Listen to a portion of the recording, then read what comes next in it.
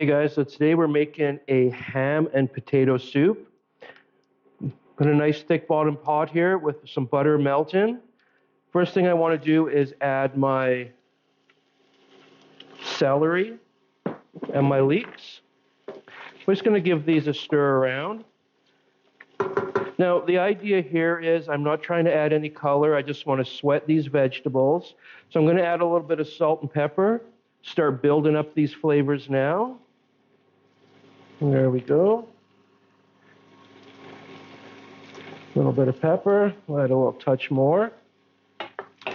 So this is, like I say, it's on about a medium heat. And I'm just going to let these cook for a few minutes, soften up. Now, I've got leek in here. I do have a video on our pro techniques on how to clean a leek, what parts to use for the soup, what parts to use for your stocks. If you don't have a leek kicking around, you could definitely just chop up a little bit of onion in here.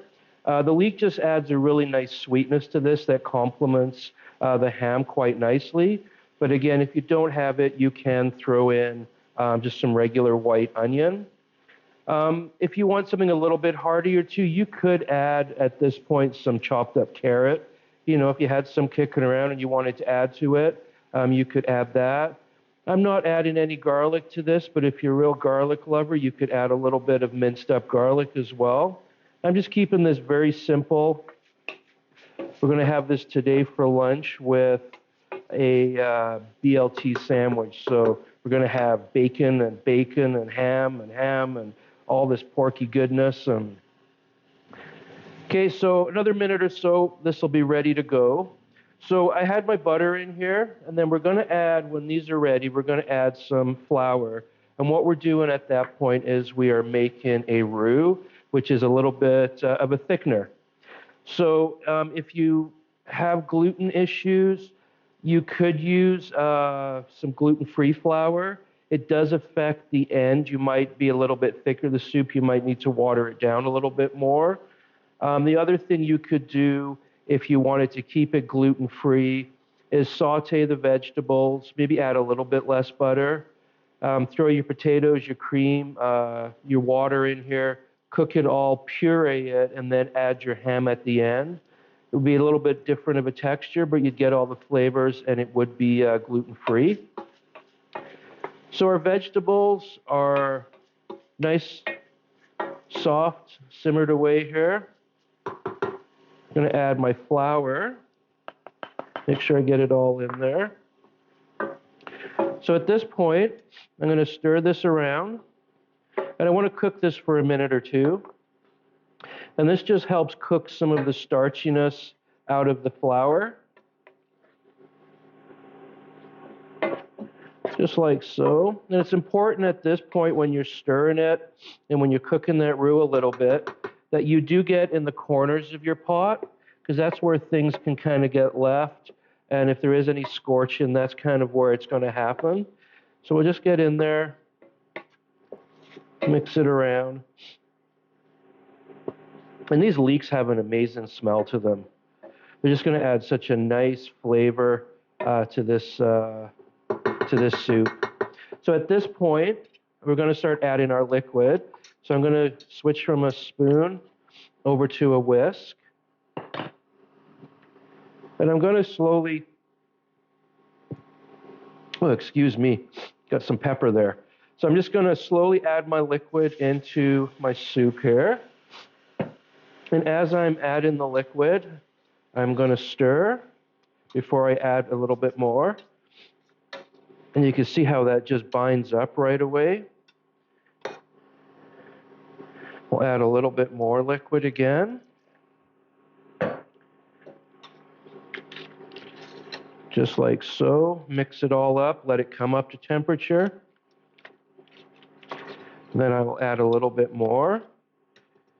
And every now and then I just kind of tap my whisk here, because sometimes the roux can kind of get stuck inside the whisk. So you just want to make sure it all comes out. And this is all bound up here again. A little bit more water. Now I'm using water in here. I'm not a really big fan of just throwing in, chicken stock into something that doesn't have chicken in, for example. Uh, some people like to make a veggie stock.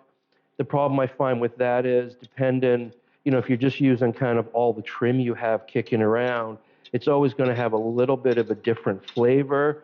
So I want really clean flavors here, so I'm just using the water.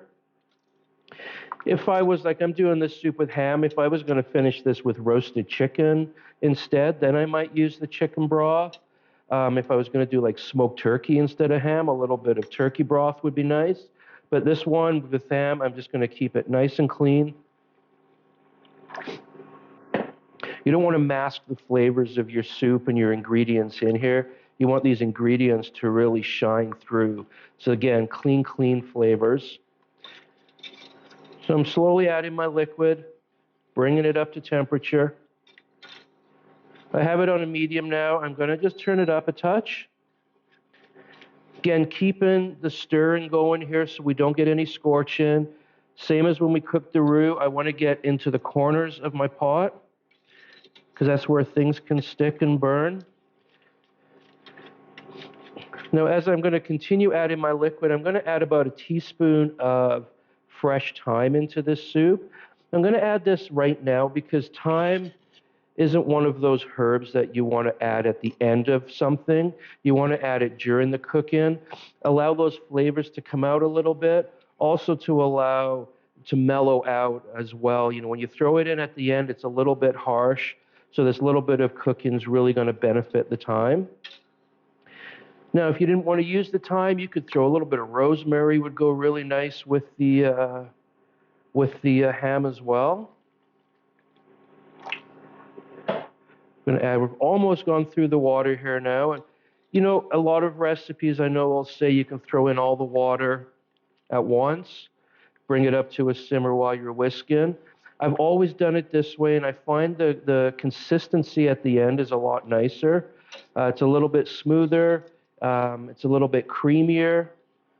We once had a cooking class with, it was a hands-on class, and I had 4 people in it, and we did a seafood chowder. All followed the same recipe, but what happened was everybody kind of added the liquid at different points of time, and in the end, their chowders were all kinds of different consistencies. So again, this is why I've done it this way my whole career, and this is why I'm doing it this way now. So we're almost got all that water. This will be the last of the water here. Now you can see it's a pretty quick, simple soup to make. And again, have some fun with the ingredients here, whether you want to add some carrots to this. I mean, you could even add, some corn at the end or towards the end would be beautiful in here with the ham, and the leeks would be awesome.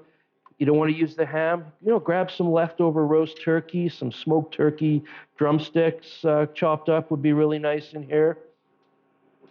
So now we've got all of our water added, our thyme's in here. I've added some salt and pepper already.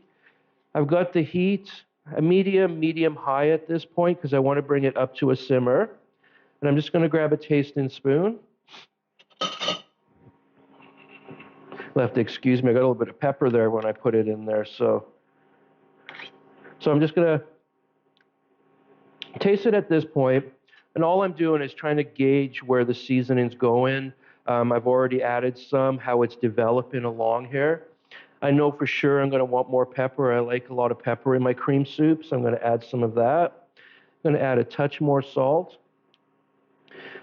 I'm not going to go crazy with the salt too early here, simply because I am using ham. So the ham does have a little bit of saltiness to it as well. So I will just add a little bit of salt as I go, and then at the final part of the seasoning, once the ham's in, then I'll kind of know where I stand and if I want to add some more.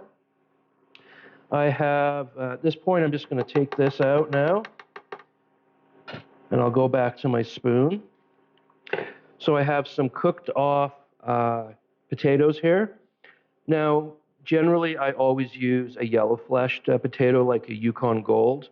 You can use Baker potatoes, whatever you have kicking around in here. I like the yellow flesh because they've got a bit of a creamier texture to them.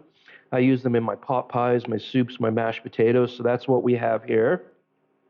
And I've just cooked them off. You can cook them in the soup, but what I find sometimes is when you throw these in and you're trying to cook the potatoes, that's when things really tend to scorch in the bottom. So I just kind of cook them off ahead of time. And then we're just going to throw these in here now. Nice. Now it's come up to temperature really nice. You can already start to see how this is going there. This is looking beautiful. So again, the Yukon Golds, if you want to, you could do a mixture of like sweet potato, regular potato, for a really neat texture and flavors to it as well. And then we're going to add, now that it's come up to temperature again, you can see it just starting to simmer away. I am going to add some cream to this, and we're going to finish it off with our ham. So the ham I'm using today is some of my homemade cider smoked ham. And hopefully down the road, we'll do a little bit more talking and demonstrations on how to make our own ham. But you want to find something that's got a lot of smoke to it. You know, there's a lot of great artisan meat producers that are doing their own hams now. And this is a great way to use up some of the leftovers. If you had a ham dinner, you know, you can just chop this up and throw it in here. But again, quality, because there's not a lot going on here, quality makes a huge difference in the end. So you want some really nice ham. We'll get that in there like so.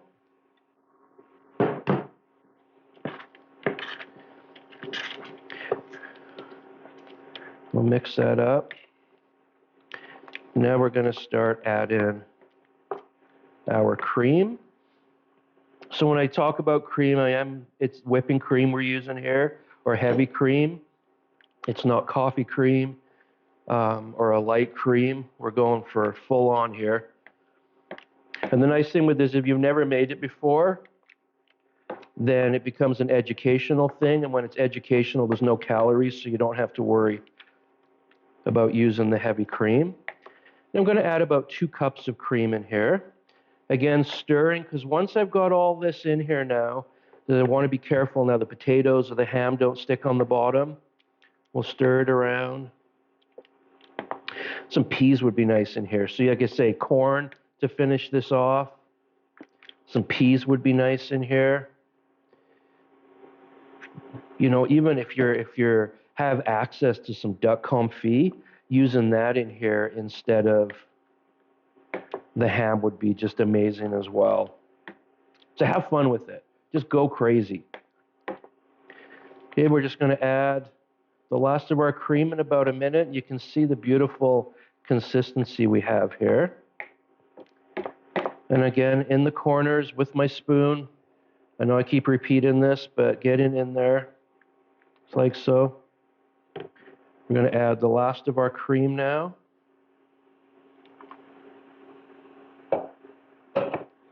Now the family's pretty lucky to be having this with some BLTs now, right? So I just want to bring this back up to a simmer. I'm going to let it simmer for 5-10 minutes. I don't need to simmer it too long. The potatoes are cooked. The veggies are cooked. I just want to cook the last bit of starch out of the roux. Let that thyme mellow out a little bit. Let's check the seasoning one last time. Oh man, that ham's really, really popping in there. More pepper. More salt.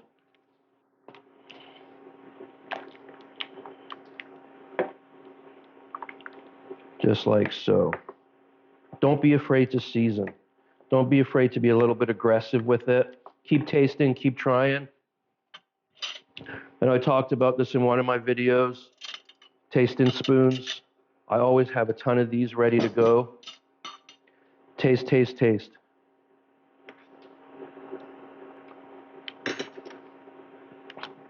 Oh, yeah, I know. A little bit more pepper, a little bit more salt.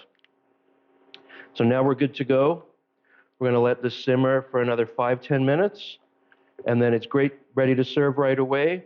But like all soups, it's also better if you can cool it down, put it in the fridge, reheat it tomorrow. The flavors just get better as it sits overnight. and enjoy. Make this your own. Add whatever you want. Be creative.